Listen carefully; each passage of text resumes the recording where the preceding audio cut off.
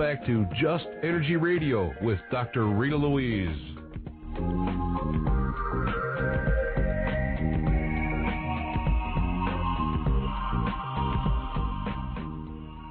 Hello and welcome back to Just Energy Radio. I'm Dr. Rita Louise, and thank you all for staying tuned to the second hour of the show. Wasn't that cool? God, I was just yawning away during that whole exercise, but I feel better and more revived. But now we're going to be lifted up to the cosmos because we have Rita Mercer Moffett, who's a very fun girl, coming on to talk to us about thoughts, beliefs, and the law of attraction. So let me tell you a little bit about Rita, and we'll get her on the air. Rita combines her inspirational speaking and singing to deliver a message of hope and transformation after overcoming a 24-year alcohol addiction. She coaches women around the country on redirecting their beliefs and thoughts that immobilize and dispower. Rita is the CEO and founder of Snap Out of It, a community dedicated to helping women regain and recognize their worth, and the Snap Out of It radio network, where Rita is the host of a popular online internet show called Snap Out of It, geared toward helping others release their limiting beliefs that keep them stuck. So please welcome to Just Energy Radio, Rita Mercer Moffett. Hey, Rita. Dr. Rita, I love being on your show and talking with you. How are you? I am great. How are you doing? I'm just fabulous. I just got out of 3 days of deposition, so yeah, I'm good. Actually, that was, how can anybody get coming out of that? I'm just not even going to ask. Well, I was in the corporate world for quite a while, and we had a deal that went down that we had to file a lawsuit against. So anyway, we had to attend to that yesterday. But, it was a great learning experience for me, and standing outside of myself and watching sort of the ways that I was responding to things according to the way I was feeling, and then I can always follow that back to my beliefs. So it was a great exercise. I bet it was interesting having to put that corporate brain back on for a little while, even though you haven't been there in a long time, and you've changed and you've grown, and to go back and have to be that person again, even for a little while. I bet it felt very different, like your relationship to that kind of work and who you were is very different. Yeah, and what else I noticed was that you can get caught back up in a system of beliefs that you have left, but you can get caught back up in it very quickly. It's almost like a tide, standing in a pool, and then this tide comes along because there's so many people in that world that have a certain system of belief. I'm not saying it's right or wrong, but it's certainly one that I've stepped out of. And I was sitting downstairs, we were in this big building in Houston, and sort of just watching people's faces and watching the energy that was around me, and it was heavy. It was heavy. There wasn't a lot of joy. I didn't see a lot of joy. And, the other thing I noticed was the clothing even. Everybody was wearing black. It was just different. And this was in a courtroom or out on the street? No. We weren't actually in court. We were in the attorney's office. No, but this. Well, I'm thinking, okay, you're at court. I don't think anybody's really particularly happy. Yeah, you're absolutely right about that. But no, it wasn't. It was in an office building. It was in a big corporate office building, about 55 stories. And I was downstairs where Starbucks was, of course, attending to my Starbucks addiction that I have since I don't drink anymore. So anyway, that was something that I observed, and observed in myself mostly, again, of how you sort of get caught up in the fear, caught up in the, I'm the speck that's been dropped out here in this universe, and I've got to scratch and claw my way through. You can get caught back up in that.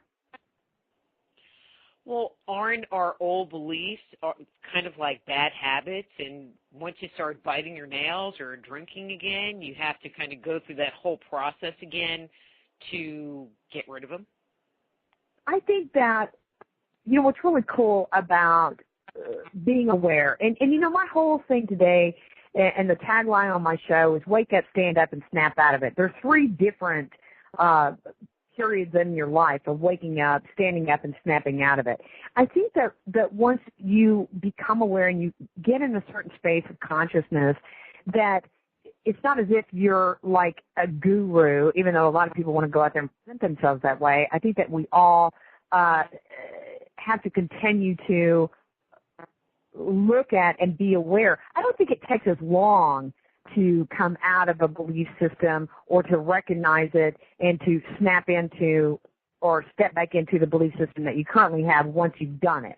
Sort of like you've done your work. It's sort of like riding a bicycle, I think. You may be a little bit shaky, but I don't think it takes as long, to snap back into it. Like, as soon as I left there, I felt the energy change. Actually, you know what? When I was driving home, and I drove home last night, I recognized that I did not feel well. And, I love your show because you talk about, all of these different energies and how they attach to you. And I think you're speaking about that here in a week or so.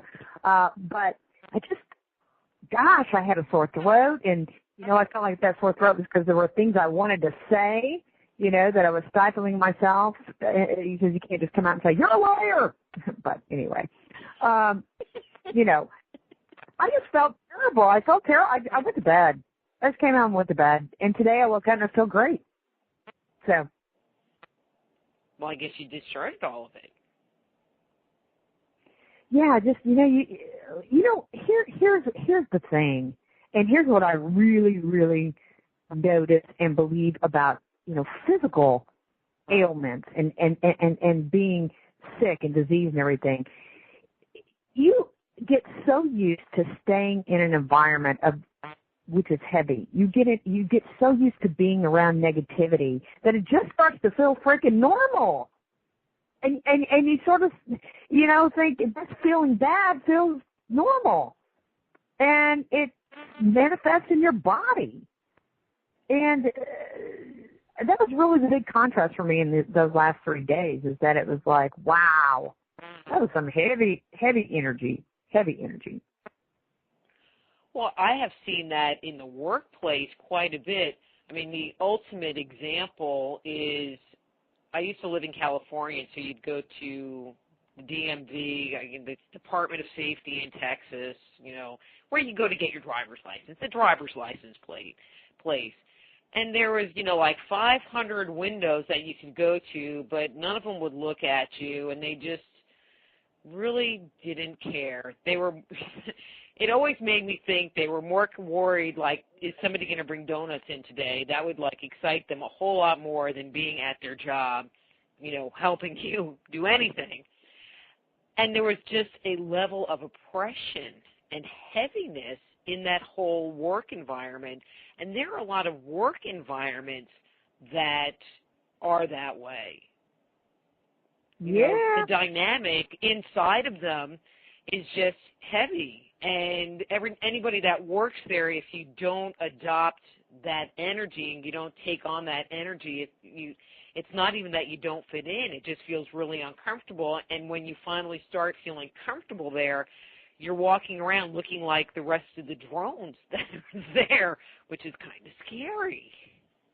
I know. And you know what I think is so important, and I have to say that this was a huge message in the movie Avatar. Have you seen that movie yet, by the way? I did. It was great.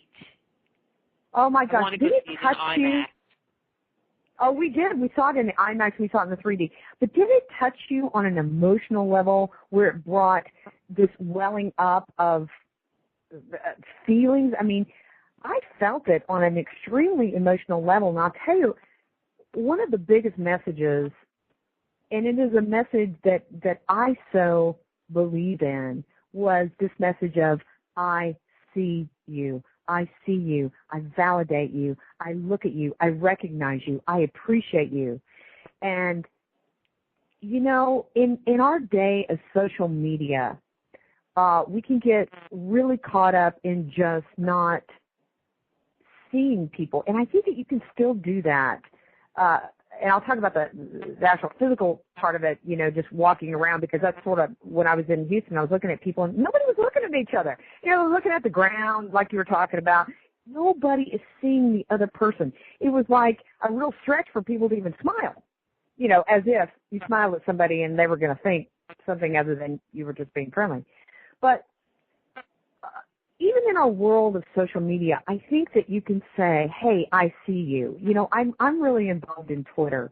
And one of the things that I think has been one of the big successes for me on Twitter is to actually go out and look at somebody's website, look at their blog, see what they're about, see what they're saying, and respond back to them and say, I like what you had to say, or I like the look of your website, or, I love your music. I mean, hey, I'm an artist and a recording artist and a singer, and when somebody goes to my YouTube channel or they go to my website and they make a comment, that is so uplifting. And I just want to say that I think that a huge message is validate people. Take the time to look at people, see what they do, and it works both ways. That was a huge message for me in the Avatar movie. One of the things that I thought was interesting is that during the movie he kept saying, well, I see you, and she would go, no, you don't. No, you don't. Until finally one day there was just this look on his face, and he looked at her and he went, like this light bulb moment, I see you. And that just felt like such a breakthrough where he was seeing her soul. He was seeing who she was, not just the body, but he was seeing her on the inside. And I thought that was really cool. Yeah, because, we see, even from our own labels, we see labels. We see this person as a female, a male, a doctor, a lawyer, a singer, a this, a that, a mother. They're all labels. We don't see that the commonality between all of us is that we are spirit. We are pure spirit in this physical body, and we are all soul-based. I mean, my goodness, that's without our soul. When we die, it's so funny because, you're not missing this carcass. You're not missing this body. When somebody dies, boom, their soul goes, essence of them goes, and you're missing the part of you that was connected, and that's the soul. Your souls are connected. But we forget that. We forget that a lot. Well, it just made me think of something. Okay, this might be a little sick to think of, but there are people that are in a permanent vegetative state. Okay, so they aren't moving, they aren't talking. I mean, they might be breathing, they might be on a respirator, whatever their situation is, but they're not gone. There is still some essence of them left, where if they, take them off the respirator, whatever, there is a significant and profound change. Yeah, absolutely. And I just took my headset off, so if that sounds differently, my headset was banging back in my ears. Absolutely. And what my husband has a cousin who was born not able to speak, not able to communicate, but you can't, let me say this, not communicate the way that we communicate. But he has a way that he does speak, and his energy is still there. His soul is still there. He's 38 years old, and people still have conversations with him. As a matter of fact, the guy is an artist. He's an artist. He's able to, via a computer board, and it's not actually a computer, it's a board that has words on it, and he can point to some of those words or those pictures and communicate. So that's a little bit more than a vegetative state. But still, I think that there's an essence still there with people that can't communicate the way that you and I are communicating right now. Well, obviously, but when somebody's in a vegetative state, it's like they're not doing anything, just like a corpse isn't doing anything, but anybody on the planet can recognize the difference between somebody that's in a vegetative state and somebody that's dead.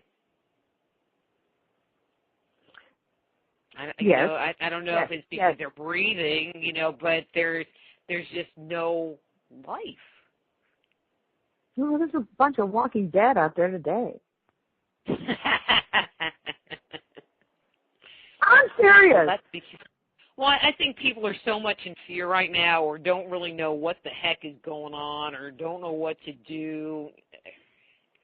It really is challenging right now. Yeah, but here's what I have found, because I just came out of, and I will say this, through a 5-month soul transformation, and that's a whole another talk. But what happened to me was everything got very still. And I didn't know what was going on. When I quit drinking back in 2007 and I went through that process, it was like, oh, I've made it. No, that was sort of the beginning of what was coming towards me and what was coming down the pike. And basically what was happening was I was having to let go. As we stand up, Dr. Rita, and we say, okay, we're going to empower people, or we're going to profess, and we're going to go out there and we're going to do big things or whatever, life really will bring it to us and say, let me help you. Let me help you be sure that you understand what you're saying to other people. And this is really kind of what happened for me. But back to the whole fear, what I realized right before I went through the soul transformation, what I didn't realize was that I'm always connected. And I think that this has been the issue that I've had with religion for a long time, is that when you preach, you're a sinner, you're a bad person, and only by the grace of God are you going to be able to get to this place and not burn in hell, then this belief comes in that you're not really connected unless you do this and this. You're not really connected unless you've whatever. And what I realize is that I'm always in the middle, can't be separated from this entity that we call God, whatever you want to call it, this powerful thing that's always moving us towards something better.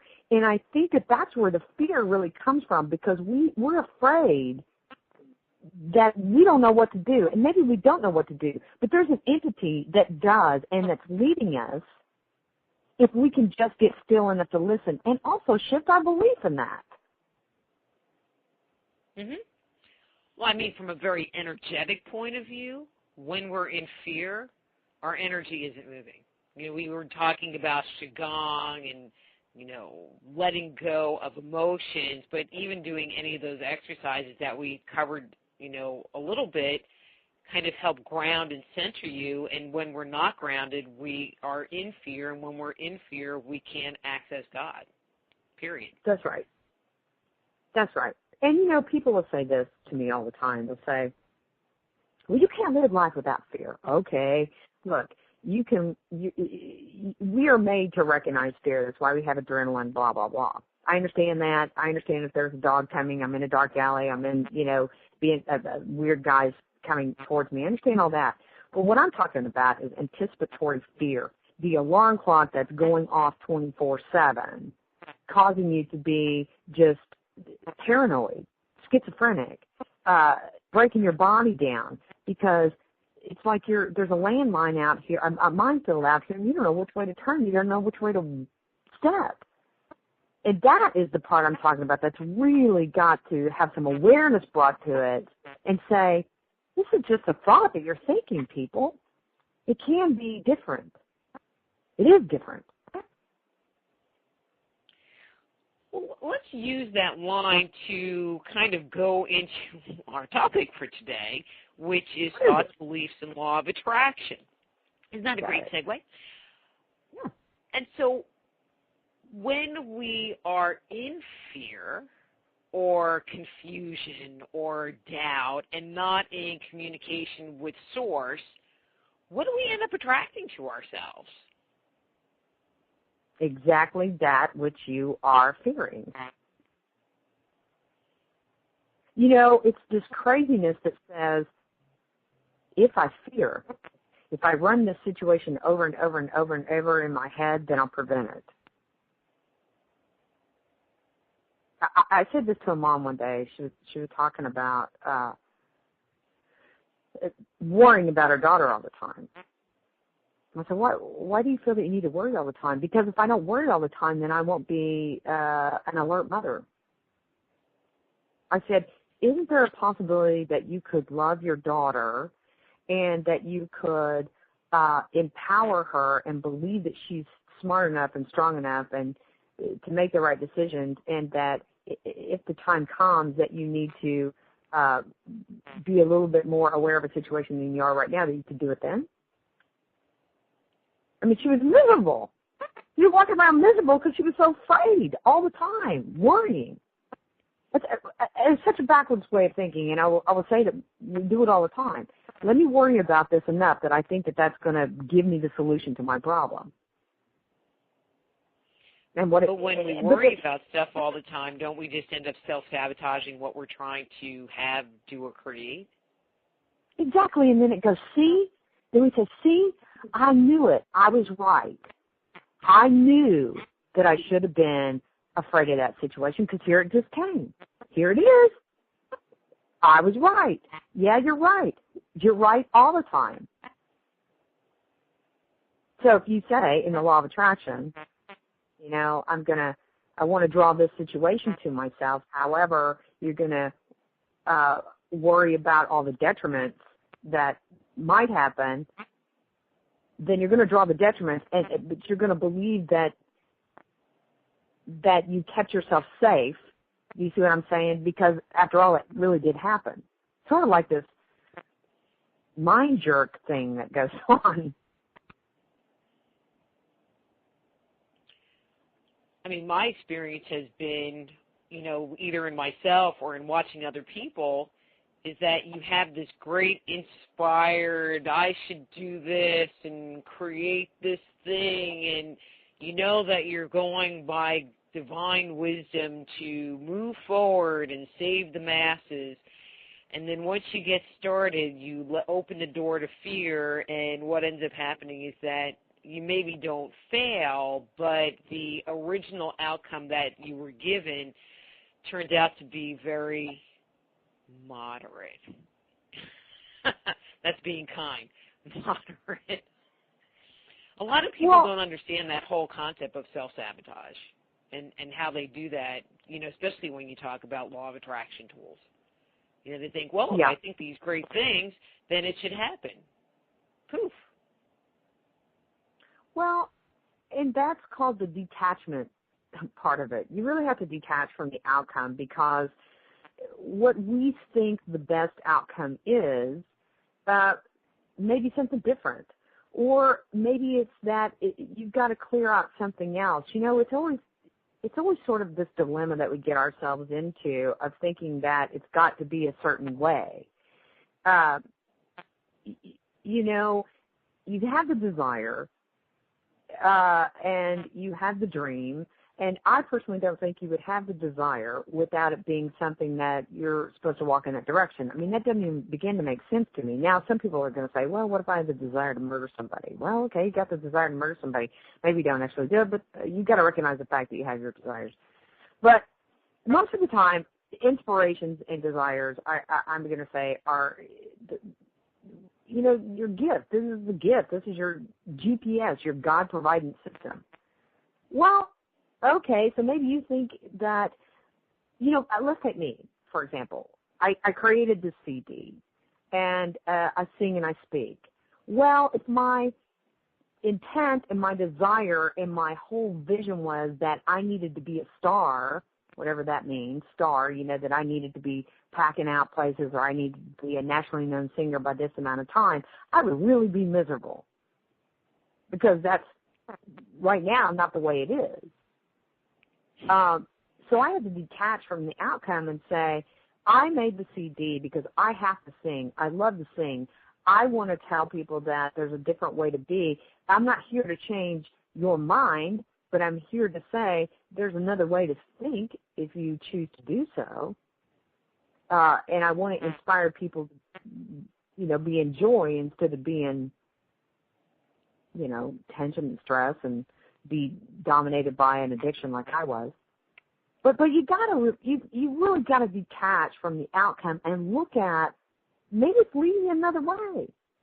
But if you're focused on what that outcome is, you will not see the other way that maybe is better for you. So I mean, because a lot of people go, oh, well, I want to, manifest a car, or, I want to, the big ticket items or whatever. And, well, that's not even a good example. I want so much money. I want to make $5,000 at the end of the month. I've seen that in a lot of programs. I want to make so much money by the end of the month.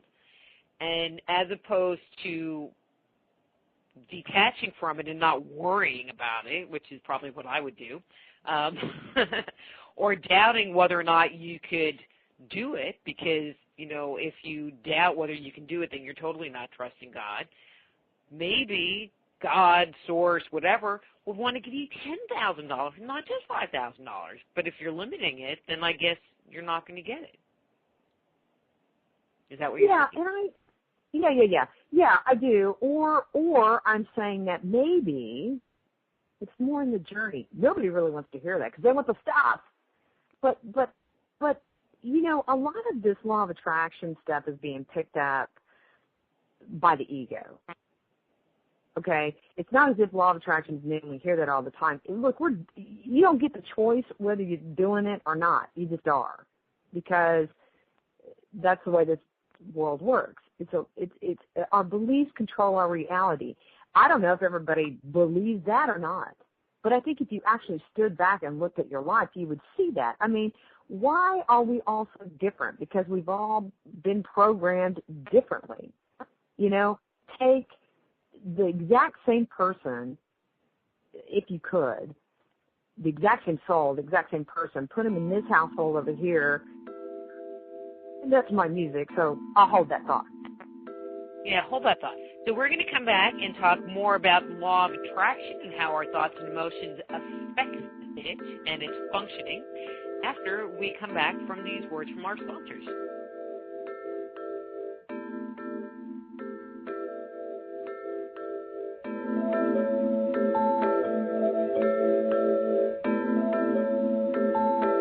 Just Energy Radio with your host, Dr. Rita Louise, will return right after these messages.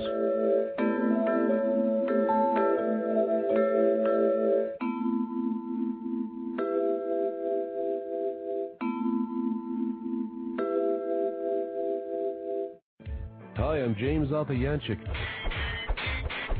the Black Knight of Talk Radio. Listen to Dr. Rita's Soul Healer Moment live each third Sunday night of the month on Feet to the Fire.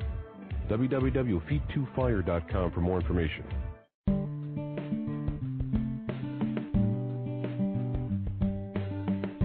Are you sensitive to energy? Want to explore the world beyond the five senses? Looking for a new career as an alternative healthcare practitioner? Then the Institute of Applied Energetics, Medical Intuition, and Energy Medicine training programs may be right for you. Our comprehensive curriculum provides students with a deep understanding of how to detect, evaluate, and transform the subtle body, as well as techniques for correcting energetic imbalances that may underscore a person's ability to experience radiant health. So if you are sensitive to energy, contact the Institute of Applied Energetics right away. Be a catalyst for changing the way healthcare is done around the world. Visit www.appliedenergeticsinstitute.com and start your new career today.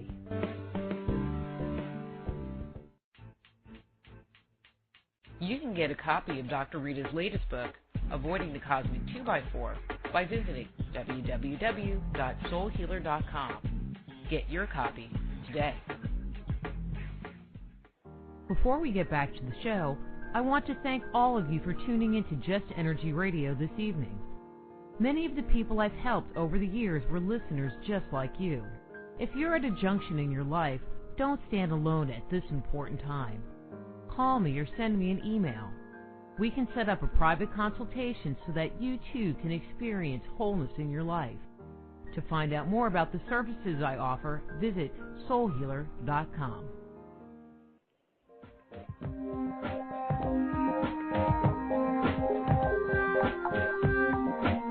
And now back to Just Energy Radio with Dr. Rita Louise.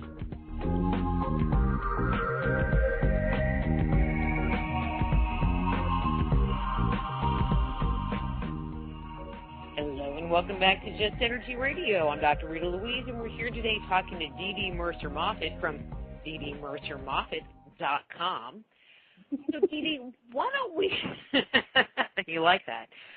I do. Let's back up, and why don't you give your view of how the law of attraction works and what people should expect when they utilize tools or philosophies that have been talked about with the law of attraction? Well, I think the law of attraction says like attracts like, and you draw to you that which you truly believe and focus on. And I mean, you can see that in your own life. And so let's take my life. So if I didn't believe, which I didn't, for those years that I was drinking and I was out in the corporate world, you know, making my money and doing my gig and all that kind of jazz, that I could actually sing and do what I wanted to do, I didn't believe that, and therefore I didn't do it. And the opportunities didn't even come up because I didn't believe that that was possible for me. And when I shifted that, you know, it's not as if in the law of attraction you sit in your house and all of a sudden the phone starts ringing and people go, hey, Dee, you want to come be on my show, or you want to come out here and sing for us, or you want to come do this or come do that.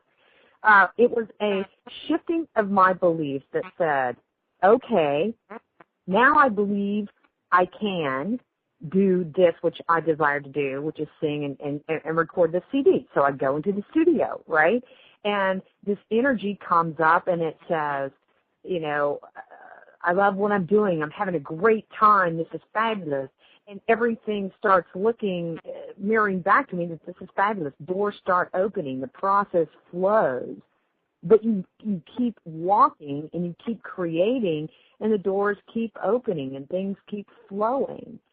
And, you know, whereas in a contrast before, I was solely focused on money. Now, I will tell you this, that I always made money easily. Money always came easy to me. But that came from this very spiritual counselor that I met with back in the 90s. And here's the deal. I took on a belief that she had. I believed she knew what she was talking about, which is how we all get our beliefs, from the media, from religious people, from our parents, whomever. We're all being programmed. I took on that belief. I believe she knew what she talked about. She said to me back in the 90s before, you know, this law of attraction thing went sky high, Dee, act as if you have money. Feel it. Act like, you know, you have not a worry in the world about money. And do you know I did that? And that was the case for me. That was really the case for me. And it wasn't as if I walked out of there and then I, you know, made the amount of money that I made at the time I got out. But I'm saying it was a progressive thing. I always had money. I didn't know what I was doing. I was just doing it. But, like, you know what I'm saying? Yeah. It works the same way all the time. It works the same way. Your beliefs create your reality. It's like you. You wanted to, because I know you've been on my show and I've read your book, you wanted to be in the work that you're in. You wanted to have those experiences, to be able to see and be psychic, and you desired that. Well, look where you are today. Where I am. And you believed that you could do it. I guess. I didn't believe it for a long time. It just so happened that I could, which just shocked the heck out of me. There are a lot of people that believe that to work with the law of attraction, all you really need to do is sit at home and visualize or feel how something feels or say a bunch of affirmations. You know, when affirmations were really big, you know, I had friends that had, like, you know, they had no bathroom mirror left. They just had affirmations. They were on the doors. They were on the computer. They were on the coffee pot. They were on everything, because if I said enough affirmations, something would happen. And I could never really understand that because there's no energy in a mental energy. Anyway, so I guess what you're saying is that sitting at home and waiting for the phone to ring is not a true statement. that if people are out there currently just putting the energy out there and waiting, that they shouldn't wait for their ship to come in. Well, what I'm saying is I think you've got to stop looking in the direction of that which you don't want and look in the direction of that which you do want. I do think that that is the truth, because it does take some effort. It does take some control of your mind to reprogram. It does. Now, here's what I have to say about affirmations. I'm not saying that affirmations aren't good in certain circumstances, but it's sort of like this. Sitting around at the dinner table and saying the Lord's Prayer before you eat. It's sort of kind of by rote and means nothing. Mm-hmm. You know what I'm saying? Thank you, Lord, for this food. Now let's eat. It's like, I got to do this, and that means something. There's no feeling behind it. There's no imagining behind it. There's no behind it. Yeah. You know what I think that you really do have to, if it is true, I believe it's so, that our minds are very much like a computer. And that it will come out, that things will have to manifest around you if you can move into the space that you want. Now, that may be 2 years down the road, because I can tell you this, that I was saying I was out of the corporate world long before I was. I was sort of not passing out my business cards anymore. I was doing everything to program my mind that I was out. And when that time came that we severed, sort of our ties, it wasn't necessarily my decision at that moment. But I'd already been saying, I'd already been programming. You see what I'm saying? It came about because I had it come about. It's sort of like when people gripe about their jobs, bitch, about the job, I hate my job, I hate my job, I hate my job. Then they get fired, then they go, what? I got fired? And you're like, you hated it. Yeah, but I didn't want to get fired. Yeah, the last real job that I had, what I consider my last real job, where they paid me a lot of money, I had wanted to quit 6 months before. The manager dangled this money carrot, like, well, if you do this project, and you get it done by the due date, we're going to give you this significant increase and blah, blah, blah, blah, blah, blah, blah, blah, blah. Do the project, end up with tendonitis in both wrists because it was a lot of computer work. The project ended, and 2 weeks later, myself and like 4 of the other project leads on this project all got canned. They were all upset. I was happy. I got unemployment and 9 weeks of severance pay. I was like, woohoo! I never got to go back to doing this again. I got a year's worth of unemployment. That's exactly. I didn't go looking for another job. Now that's a belief. You must have believed that you had to. I'm not gonna, what I'm saying. But I was working with Alan Cohen back in 2007, and I was in one of his master metaphysical classes, and he said, "Listen, people, don't wait until some physical ailment has to happen to your body to move you out of a job that you hate, because it will come if you don't." Mm-hmm. And I had Dr. Bernie Siegel on my show not too long ago, and he reiterated the fact that most heart attacks, most deaths appear on Monday morning because people are getting up and saying, I don't want to go to my job, so, life goes, okie doke, let me help you. But here's the deal about law of attraction, Dr. Rita. All you got to do, you want to know what you believe? Step back, look at your life. So you can say, well, I believe that I'm worth X. I believe that da-da-da-da-da-da. I really think that the law of attraction and its teachings are much more about getting you in touch with, bringing your awareness to what you truly believe. Now, you can say, I want to be a star. I want to be out there on this big, huge stage. And yet, if you follow your feelings back, I have discovered in myself that my belief is, I don't know if I'm that good. I don't know if anybody would come hear me. I don't know if I really want to be, out there, and because then I could be criticized. So I think a lot of times you don't have a clue that your desires and your beliefs are way out of line. And so your desire is never going to come because life is according to your belief, period. But that's part of that self-sabotaging thing where there's something that we desire, quote unquote, but then there's a part of an aspect of our personality that's really not in agreement with it.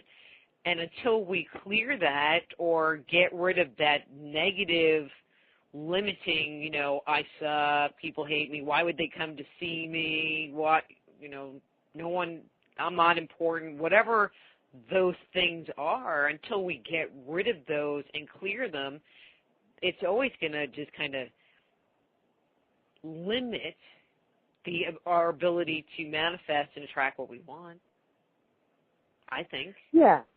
Yeah, and then you've got all these people sitting around going, well, law of attraction doesn't work. Doesn't work. I've been saying these affirmations for years, and I've been desiring this, and I don't have what I want. Well, that's not really what it's about. This is part of the waking up process. This is part of the waking up process because I think that we're in a level of consciousness that we learn more by pain, unfortunately, or being uncomfortable. And so you've got to get people to the point that they're uncomfortable enough that they say, okay, what is it then? And what is it then is, what do you believe? What do you really believe? The waking up part, the snapping out part of it really are becoming aware that 90% of the time you're not even thinking for yourself because you've taken on everybody else's opinions. So you have to really become aware of what works for you because not everything works for every single person. I think that we have this guidance system inside of us. I think our soul speaks to us, and I think that our feelings are very important because they will lead you back to your beliefs. And so you've got all the stuff. It's just that we have to, at some point, wake up to the fact that there's two different things going on in our body. It's our egoic minds that are chattering all the time that say, right now is not good enough. The next moment, the next deal, the next show I get on, the next sale I make, that's going to be a better moment than this one is right now. So we go through life and we miss half our life because we're not in the moment at all. We're always in the, I didn't do it right, and I can't wait till I get somewhere else. And we never really acknowledge or validate or express gratitude many times for what we have or what we've gotten or where we've been. Yeah, and you know what? What I've noticed about myself is that, if I didn't, when I came to realize that nobody really cares. Nobody really cares what's going on in my life. So why am I trying to please everybody else? You know what I mean? Then I began to start changing. It was like, when you're doing this keeping up, let me tell you something about keeping up with the Joneses thing. It'll wear your ass out. Can I say that on your show? Sure. It's too late now anyway. Well, I learned this. Do it and then ask for forgiveness later. Beep. I had a job years ago, actually the last real job that I had, and this woman that I worked with, okay, they had a little newsletter. This one guy wanted to put together this little, company newsletter and asked me if I wanted to write something or contribute something to the newsletter. So I told him that I would write something, but I wanted to kind of make it this little metaphysical thing. I mean, I lived in Seattle, very metaphysical area, and that was what I wanted to do. And if that wasn't okay, then I wasn't going to do anything. And so I did this little article about how to feel your aura, and I did the, put your hands together and you can, feel the resistance between your hands. And then I told them how to feel somebody else's aura. I swear to God, there were people in the cafeteria trying it. It was so cool. this one woman that I worked with decided that she didn't like me because I was annoying. That was the word she used. You're annoying. And I just figured that I was annoying because we had differences of beliefs. It didn't have anything to do with me. And I sat on that for 3 days trying to figure out what to do with it. What to do with her comment. Was I really annoying? But then I decided that I didn't really care what she had to say, and I was just me. And if I was annoying, oh well, they could just get over it. I know. That was a huge shift. Huge shift. Yeah, whose book is it? Or what you think of me is none of my business. Mm-hmm. I think there's a book out there that's what you think of me is none of my business. And it's so true. But that is the way that we tend to live our lives. And then we end up with these lives that we're not happy with because you know what? They're not our lives. Yeah, we may be, walking along hypnotically doing the deal, but we're not feeling very good. And then we come down with these physical ailments and we're walking around like victims. That's the stand-up part of the wake up, stand up, snap out of it. Get off your knees. You are not powerless, and you are not a victim, people. You are directing your entire life. And when you get that, you may say, in the beginning, oh, crap, I can't blame anybody anymore. But then when you really get it, you're like, oh, this is great. I am in total responsibility for my entire life, all my happiness, all my successes, all my, if you want to call them failures, they're not failures, they're experiences. It's just an experience. And that's so important. If you view life that way, then if you're in that job that totally sucks and you dread going every day, that you can take responsibility for the fact that maybe you should move on. I've had so many people. You'll love this. I had a woman come to me at a fair and wanted to know when her husband was going to die. And I was like, is he ill? Because if someone is like terminally ill, I maybe will look, just to give comfort. And she said, no, I just want to know when he's going to die. And I wouldn't really answer her question. I just said, if you're not happy in your relationship, you need to move on. About 6 months later, I'm at a different show. I'm sharing a booth with a friend of mine. And she's doing a reading for somebody, and she's like, Rita, come over here. And she goes, what are you getting for this woman? And it was the same freaking woman that wanted to know when her husband was going to die. And I was just finally, Spirit just talked through me and said, if a sofa and a lamp is more important than your happiness, then I don't know what to say. And I turned around and walked away. But people today, because of stupid stuff, and they don't really take responsibility for their own happiness. And if you're going to lose a sofa and a lamp, oh, well, you're going to lose a sofa and a lamp, but you're going to be happy. Period. Exactly. Somebody was saying to me the other day, they were like, they were griping about somebody, and I said, well, then stop doing it. Yeah, but I can't because I feel sorry for him and da-da-da-da. And I said, then write him a check. If you feel that sorry for them and you want to take care of their life, then write them a check to take care of them and quit griping about it. Mm-hmm. You know what I mean? Tell them you can't have a relationship with them anymore or whatever that means. Yeah, the whole thing was, well, I can't because they don't have enough money and I feel sorry for them and I need to do this for them and da-da-da. And that's when I said, then write them a check.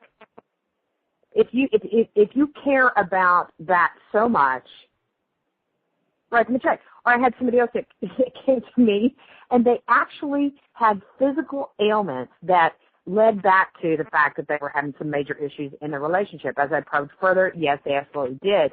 The response was, yes, but in this lifetime, I feel that I'm having to pay off a debt to this person. And I said, then deal with the fact that you're going to lose your leg and stay married to this person. Mm-hmm. Let's stop doing this circle jerk of your mind that says, I'm going to bitch about it, I'm not going to do anything about it. I'm going to bitch about it and I'm going to justify why I'm bitching about it, but I'm going to stay upset. It's like, what? That doesn't even begin to make sense. It just makes me laugh when people, hang on to things because there's some spiritual reason, quote unquote, to do that, but maybe the real challenge is for them to stand up and say, you know what, I'm not going to do this anymore, which is usually the case. Anybody listening that might be applicable to, not you, Dee Dee, but anybody else. It just is amazing. I just had somebody this week that wasn't letting go of a relationship because she felt like on the other side they would be together again. It's like, okay, your body's falling apart and who cares if you're going to be together again? He already dumped you once. Well, yeah. Let me project my life out into some future time. What is happening now? They're going to chop your leg off. Okay, Yeah. Exactly. How much pain do you need to be in to pay off somebody else? Well, it's some weird karmic debt. That's where it starts just getting a little weird to me. It's a karmic debt. It's like, well, I can pay you back next week, or maybe I can just pay you back a little bit today. But you don't even really know it's a karmic debt. I don't know. I'm sorry, I think that's going to put out. Well, I agree. I am going to put out two little exceptions. If it's children, and if it's an elderly parent. Well, what do you mean? Well, if you have a parent that is 80-something years old and they're a pain in the butt, and you have to provide care for them, you can't just say, Mom, you drive me nuts, get the heck out of here. You just can't do that. I'm sorry. I mean, maybe you put them in a nursing home, but I just don't think from an ethical point of view it's right to do that if they're in need of care, I guess you can draw a line, but, parents are parents. I think they're always a pain. Yeah. Right, but there's three things that you can do. You can either change the way you look at the situation, change the situation, or move away from the situation. Mm-hmm. You still have power. You're still not a victim. And too, I always say, what is it about somebody that's irritating you? And I've really had to look at this in my life. I work with a guy that really works with me on my dreams and really says, Dee Dee, you understand that when people are ticking you off, really getting a charge out of you, that you're seeing a part of yourself in them that you haven't accepted, that's a part of your shadow. You do know that, right, Dee Dee? And I'm like, maybe. I don't know. I don't want to look at that. But it's so true. When somebody is really charging you up, you got a belief in there somewhere. It's a clue. It's really a clue to befriend that part of yourself that was cut off a long time ago. Mm-hmm. You know what I'm saying? Like that lady that said you annoyed her. Maybe she at some point in time was not allowed to express her inner knowingness, and you brought that up to her, and that was painful. So you annoyed her for that reason. Because she identified I know why I annoyed her. I know why I annoyed her because she was a Christian and I was a psychic, and that annoyed her. Yeah, but again, maybe she was not totally sold on her own beliefs, and by your beliefs, they sort of rocked her foundation. Mhm. So it's always about us. We have like a minute left. So tell everybody about your radio show, how they can listen to it, when it's on, where they can come hang out with you for a while because you're so fun. Thank you, Dr. Rita. And we're having a Snap Out of a conference here in Dallas May 20th, I believe. So I got to talk to you about that so you can come to our conference the next. But they can find me via DeeDeeMurcerMoffett.com, and Mercer is M-U-R-C-E-R, Moffett.com. From there, they can get to my Snap Out of It show. We've got the Snap Out of It network. I've got several other shows on the network, great shows. So please come visit me there. And I've got a new blog that's gone out. I'm on Twitter. If you want to find me on Twitter, I'm Snap Out of It Show. If you want to find me on Facebook, I'm Rita Murcer Moffett. So you can kind of Google me. I'm all over the place. Oh, and my CD's out there. My CD's out there. I guess I should plug my CD. It's my inspirational CD, and I would love for you to have it. And if it affects you in any sort of way, I'd love to hear about that too. Love you.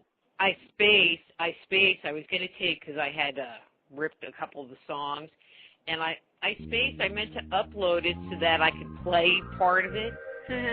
Just smack me later when you see me again. So you're going to have to snap out of it. Come on now. It was just a funky day, Dee. I just have to tell you that. So anyway, thanks so much for coming on, and I will talk to you soon, and we definitely need to talk about the conference. So. Yeah. Love you. Thank you so much, Dr. Rita. Love you so, too. And Rita Murcer Moffett, RitaMurcerMoffett.com. Go listen to the Snap Out of It radio show. Next week, we are going to have Carmen Voltaire on, and we're going to be talking about ancient Egypt, one of my favorites. But anyway, I'm Dr. Rita Louise. This is Just Energy Radio. Thank you all for tuning into the show today. If you've enjoyed the programming, please do mark this show as a favorite. And until next week, be blessed.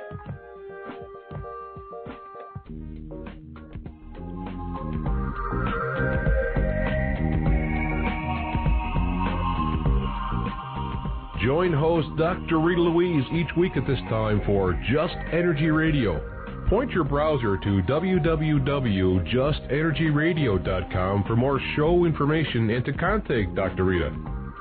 Until next time, remember, it's all just energy.